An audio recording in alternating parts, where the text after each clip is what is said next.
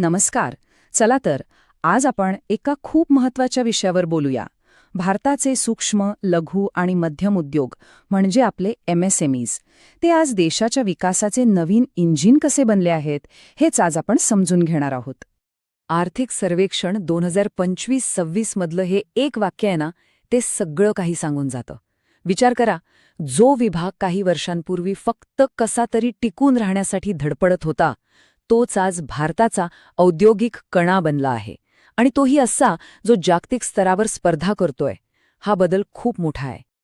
तर 2026 सालामध्ये MSMEs हे भारताचे अधिकृत ग्रोथ इंजिन आहेत.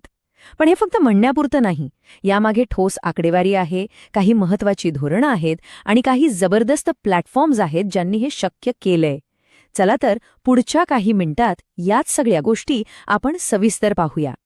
चला, सुरुवातच करूया त्या मोठ्या ध्येयापासून. आपण नेहमी ऐकतो की भारताला $5 ट्रिलियन अर्थव्यवस्था बनायचं आहे. पण हे स्वप्न पूर्ण करण्यात MSME क्षेत्राची भूमिका इतकी महत्त्वाची का मानली जाते? तर हे बघा, भारताला $5 ट्रिलियन अर्थव्यवस्था बनवण्याच्या ध्येयासाठी आता MSME क्षेत्रालाच प्राथमिक चालक म्हणजे प्रायमरी ड्रायव्हर म्हणून ओळख मिळाली आहे. याचा सरळ अर्थ असा की हे मोठं लक्ष्य गाठण्याची मुख्य जबाबदारी आता याच उद्योगांच्या खांद्यावर आहे. पण ही केवळ घोषणा नाही किंवा हवेतला दावा नाही. याच्या मागे आहे ठोस आकडेवारीचा एक मजबूत पाया. चला पाहूया की हे आकडे नक्की काय सांगतात. हा आकडा बघा, तब्बल 32.82 कोटी लोक. आपल्या देशात शेतीनंतर जर कुठलं क्षेत्र सर्वाधिक रोजगार देत असेल तर ते हेच आहे. या एका आकड्यावरून या क्षेत्राचा आपल्या समाजावर किती मोठा आणि थेट परिणाम होतो हे स्पष्ट होतं. आणि आता हा चार्ट बघा. हे आकडे तर खरंच डोळे उघडणारे आहेत. देशाच्या एकूण GDPमध्ये जवळपास 1/3 म्हणजे 31.11% वाटा या क्षेत्राचा आहे. आणि त्याहूनही महत्त्वाचं म्हणजे भारताच्या एकूण निर्याती जवळजवळ अर्धा म्हणजे 48.58% वाटा एकटी MSMEs उचलतात. हे आकडे पण खूप महत्त्वाचे आहेत, कारण सरकारने उद्योगांची व्याख्याच बदलली आहे. गुंतवणूक आणि उलाढालीची मर्यादा वाढवली आहे. आता याचा फायदा काय? तर उद्योग मोठे होऊ शकतात, त्यांची उलाढाल वाढू शकते आणि तरीही त्यांना MSME म्हणून मिळणारे फायदे गमवावे लागत नाहीत. त्यांच्या वाढीसाठी हे एक मोठं प्रोत्साहन आहे. बरं, ही जी वाढ आपण बघतोय ती काही आपोआप होत नाहीये. यामागे सरकारचे काही ठरवून केलेले धोरणात्मक निर्णय आहेत. पाहूया ते नेमके आहेत तरी काय. सरकारने 2026-27च्या बजेटमध्ये एक फुल स्टॅक दृष्टिकोन आणलाय. आता फुल स्टॅक म्हणजे काय? तर फक्त कर्ज देऊन न थांबता उद्योगांना 3 वेगवेगळ्या पातळ्यांवर सक्षम केलं जातंय.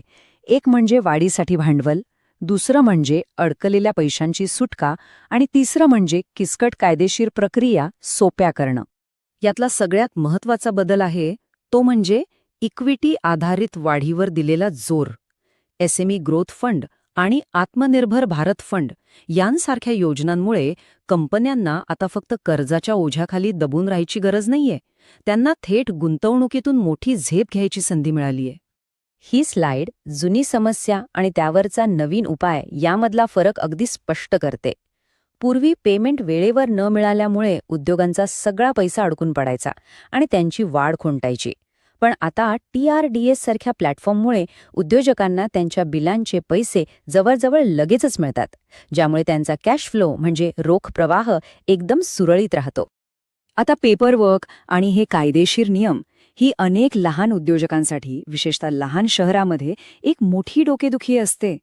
हीच अडचण दूर करण्यासाठी कॉर्पोरेट मित्र ही एक अनोखी आणि खूपच उपयुक्त संकल्पना आणली गेली आहे. हे प्रशिक्षित व्यावसायिक अगदी कमी आणि निश्चित दरात या सर्व कायदेशीर बाबी सांभाळायला मदत करतात. आणि ही सगळी धोरणं आणि उपाय लोकांपर्यंत पोहोचवण्यासाठी ज्याने सगळ्यात मोठी भूमिका बजावली आहे ते म्हणजे तंत्रज्ञान. हो, डिजिटल प्लॅटफॉर्म्सने हे सगळं शक्य करून दाखवलंय. चला पाहूया कसं. हे डिजिटल प्लॅटफॉर्म्स म्हणजे लाखो उद्योजकांसाठी जणू काही आधारस्तंभच बनलेत. जनसमर्थ पोर्टलमुळे कर्ज मिळवणं खूप सोपं झालंय. उद्यम नोंदणीमुळे सरकारी योजनांचा लाभ घेता येतो आणि MSME समाधानमुळे अडकलेले पैसे परत मिळवण्यासाठी एक हक्काचं व्यासपीठ मिळालंय. ठीक आहे, तर आतापर्यंत आपण पाहिलं की पाया खूप मजबूत झाला आहे. पण आता पुढे काय? भारतीय MSME समोर पुढचं जागतिक आव्हान कोणतं आहे? आता फोकस बदलतोय.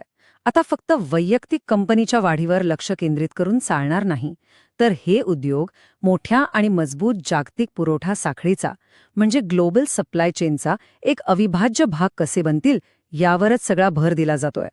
आणि हाच विचार आपल्याला एका अंतिम पण खूप महत्वाच्या प्रश्नाकडे घेऊन येतो. जगभरात ESG म्हणजेच पर्यावरण, समाज आणि प्रशासन याबद्दलचे नियम खूप कडक होत आहेत. तर या बदलत्या जागतिक नियमांशी जुळवून घेऊन भारताचे MSMEs जगाचा सस्टेनेबल कारखाना बनण्याची ही संधी साधू शकतील का? हेच त्यांचं पुढचं सर्वात मोठं आव्हान आणि संधी असेल.